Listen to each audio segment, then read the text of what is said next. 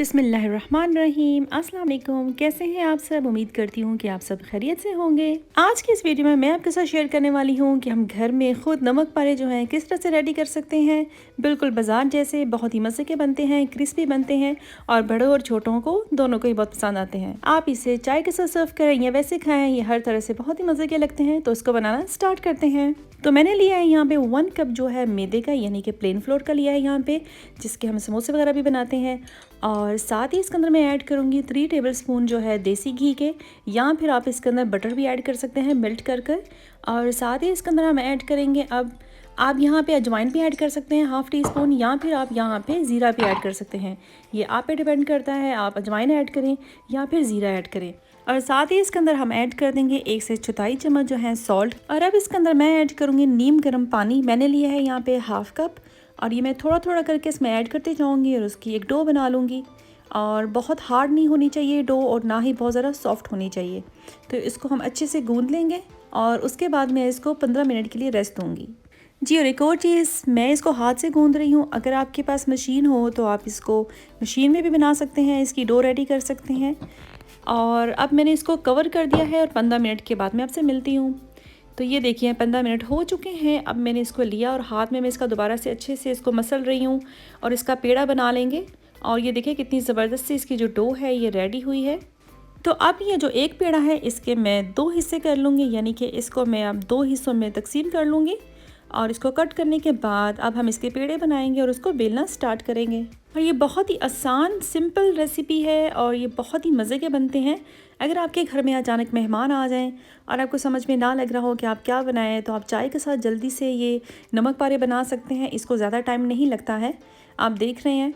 इसी तरह से बस इसको बेलने के बाद हम इसको डीप फ्राई करना शुरू कर देंगे और हमारे ज़बरदस्त से मज़ेदार से स्नैक्स जो हैं ये रेडी हो जाएंगे।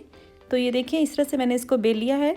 और ये जो रोटी है ये बहुत ज़्यादा थिन नहीं होनी चाहिए, बहुत ज़्यादा थिक भी नहीं होनी चाहिए, यानी कि हम इसको नॉर्मल रखेंगे। ये देखें ऐसे मैंने आपको दिखाया, स्क्रीन पे आप देख सकते हैं। इस तरह ये डो होनी चाहिए, ना ही थिक और ना ही थिन जी। तो अब हम इसको कट करेंगे। ये देखिए कटर से, ये मेरे पास पिज़्ज़ा कटर है, आपके पास नाइफ़ हो आप उसके साथ भी कर सकते हैं।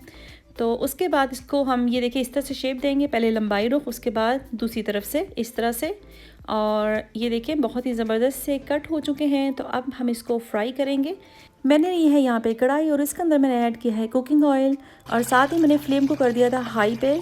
और तेल गर्म होने के बाद जैसे मैंने इसके अंदर नमक पारे ऐड करने शुरू किए तो मैंने फ्लेम को कर दिया था अगेन मीडियम पे।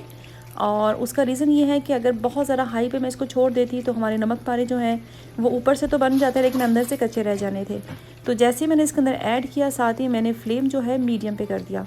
तो अब मैं इसको तकरीबन 3 से 4 मिनट तक इस तरह से गोल्डन फ्राई कर लूँगी और उसके बाद हम इसको निकाल लेंगे। एक चीज़ तो मैं बताना भूल ही गई कि अगर आपके घर मेहमान आ जाए और अगर आप जल्दी में बना रहे हैं तो ज़रूरी नहीं कि आप 15 मिनट ही इसको रेस्ट दें, आप इसको 5 मिनट भी रेस्ट दे सकते हैं। तो जब तक ये बन रहे हैं, साथ ही मेरी जो दूसरी डो थी उसको भी मैं बेल कर और उसको कट कर लेते हैं।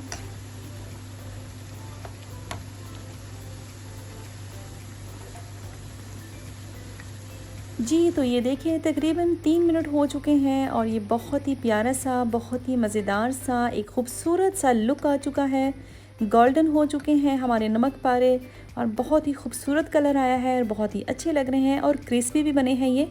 तो अब हम इसको निकाल लेंगे। तो इसी तरह से बाकी के जो नमक पारे हैं वो भी हम रेडी कर लेंगे जी। तो मैंने बनाए हैं ये 1 कप के, अगर आपने 2 कप के बनाने हैं तो आप बाकी की मिकदार जो है इसी तरह से उसके अंदर ऐड कर लेंगे। और ये देखिए कितने मज़े के लग रहे हैं और ये क्रिस्पी बने हैं।